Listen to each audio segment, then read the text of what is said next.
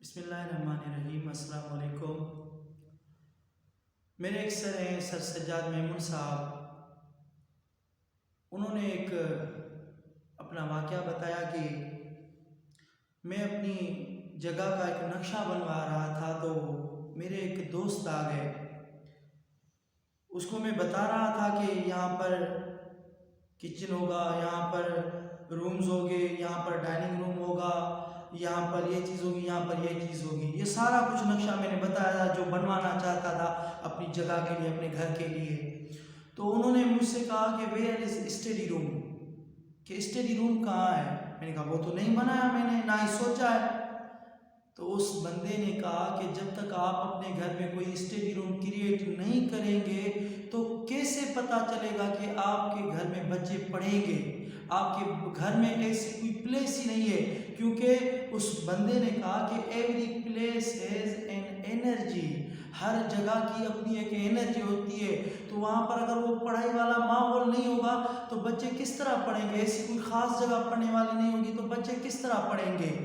تو اب ہم دیکھیں، کیا اپنے گھر بناتے وقت یہ پلاننگ کرتے ہیں کہ ہمارے گھر میں کوئی اسٹڈی روم ہوگا، کوئی ہمارے گھر میں خاص اسٹڈی روم ہوگا جس میں جا کر پڑھا جائے گا، کتاب دیکھی جائے گی، کھولی جائے گی؟ کیا کچھ ایسا ہے؟ بالکل بھی نہیں۔ ہم کبھی بھی یہ اس طرح پلاننگ نہیں کرتے کہ اپنے گھر میں کوئی چھوٹا سا اسٹڈی روم بنا لیں جس میں جا کر پڑھا جائے اور ہمارے بچوں کو بھی شوق پیدا ہو۔ میں اپنا پرسنل تجربہ بتاتا ہوں۔ میں کراچی سے جب واپس آ رہا تھا، کراچی یونیورسٹی سے میں نے ماسٹرز کیا ہوا ہے، تو مجھے کتابوں کا شوق تھا، پڑھتا تھا، کوئی لگ بھگ 500 کے قریب میں نے کتابیں جمع کی تھی اور وہ لایا گھر پہ، ایک الماری لی میں نے، اس الماری میں وہ کتابیں میں نے رکھ دی۔ میرے چھوٹے بھائی ہیں 2، تو میں نے جیسے کتابیں لایا تو وہ کتابیں پڑھی رہی تھی۔ صبح میں اپنی جاب پہ چلا جاتا، ٹیچنگ کے حوالے سے اپنے ادارے میں چلا جاتا، وہ کتابیں وہاں پہ کھلی رہتی تھی، اوپن تھی ایک الماری میں۔ تو دونوں بھائیوں نے دیکھنا شروع کر دیا۔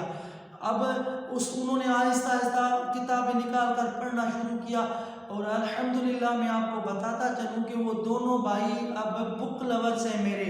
میں کبھی کبھی مذاق میں ان کو کہتا ہوں کہ جتنی بھی یہاں پہ کتاب میں نے لا کر رکھی ہے، میں نے تو ان کو ٹچ کیا ہوا ہے، پڑھا ہوا ہے تھوڑا بہت، لیکن وہ کتابیں پڑھتے تو مگن ہو جاتے ہیں، اور اس کے ساتھ ساتھ گاؤں میں جو ان کے رشتہ دار ہیں ان کو بھی ہیبٹ ڈال دی ہے کتابیں پڑھنے کی۔ اور پرسوں ہی میرا بھائی مجھے بتا رہا تھا کہ بھائی وہ آپ کی جو کتاب ہے نا، میں فلاں اپنے دوست کو دے دوں پڑھنے کے لیے؟ تو میں نے کہا کیوں نہیں، دے دو اس کو۔ تو اسی طرح سے میں نے یہ گھر پہ ماحول بنایا چھوٹا سا، اپنے ہی کمرے میں الماری بنا کر۔